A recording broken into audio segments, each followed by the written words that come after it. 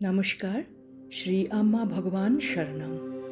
এখন আমরা শ্রী পরমজ্যোতি ভগবতী ভগবানের চমৎকার শুনব।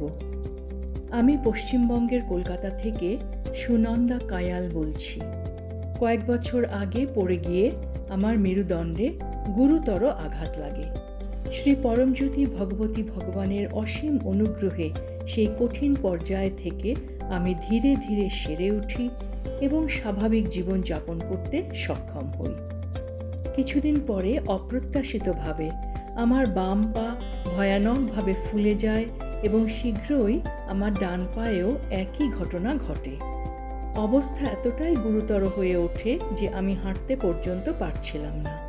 আমাকে হাসপাতালে ভর্তি করানো হয় এবং নানান রকম পরীক্ষা নিরীক্ষা হয়। আমার অসুস্থতার এই পুরো সময় জুড়ে আমার সকল সহভক্তরা আমার আরোগ্যের জন্য নিষ্ঠার সঙ্গে আন্তরিক প্রার্থনা করছিলেন। আশ্চর্যজনকভাবে সমস্ত পরীক্ষার রিপোর্ট স্বাভাবিক আসে, কিন্তু আমার ডাক্তার দৃঢ়ভাবে বলেন, যতক্ষণ না আপনি হাঁটতে পারছেন আপনাকে হাসপাতাল থেকে ছাড়া যাবে না। সেই মুহূর্তে আমার মনে হলো যেন স্বয়ং শ্রী ভগবান ডাক্তারের মধ্য দিয়ে আমার সাথে কথা বলছেন। আমাকে ওষুধ দেওয়া হতো, কিন্তু আমি অন্তরে নিশ্চিত জানতাম পরম চিকিৎসক শ্রী পরমজ্যোতি ভগবতী ভগবানের দৈব আরোগ্য অনুগ্রহই আমার জীবনে চমৎকার ঘটিয়ে চলছিল।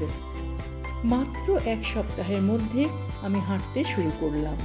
এর কিছুদিন পর আমাকে হাসপাতাল থেকে ছুটি দেওয়া হয়। বাড়ি ফেরার পর আরও এক সপ্তাহের মধ্যে আমি সম্পূর্ণ স্বাভাবিকভাবে হাঁটাচলা করতে পারছিলাম। পরম করুণাময় শ্রী পরমজ্যোতি ভগবতী ভগবান আমাকে এত সুন্দরভাবে এবং এত দ্রুত সুস্থ হয়ে উঠতে আশীর্বাদ প্রদান করেছেন। এই অসীম ভালোবাসা, সুরক্ষা ও আরোগ্য অনুগ্রহের জন্য আমার এই ঐশ্বরিক পরম বন্ধুদের কাছে আমি চিরকৃতজ্ঞ থাকব।